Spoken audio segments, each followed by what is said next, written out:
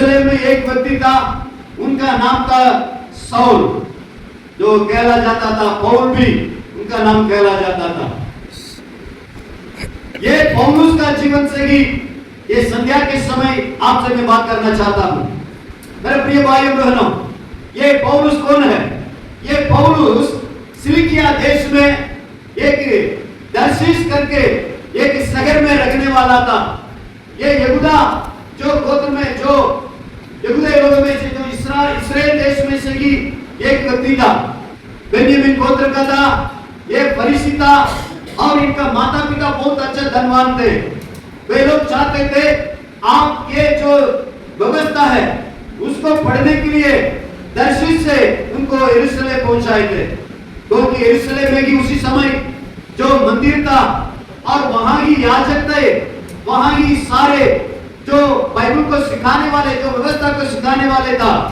इसलिए पौलुस जो दर्शिश से उन्होंने यरूशलेम आया।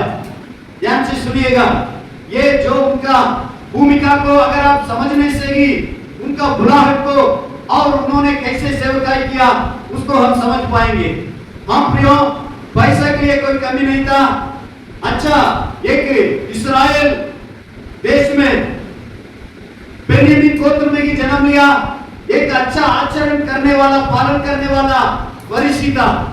उन्होंने यरूशलेम में आया, वहां गमलीएल करके एक व्यक्ति था, वही उसी समय का जो व्यवस्था को बहुत अच्छी तरह सिखाने वाला था।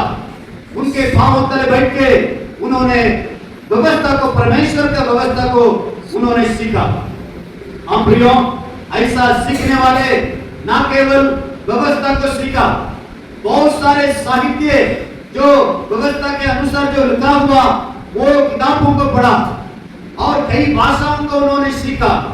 इसलिए उनके पास परमेश्वर के प्रति, यहोवा परमेश्वर के प्रति एक धुन था।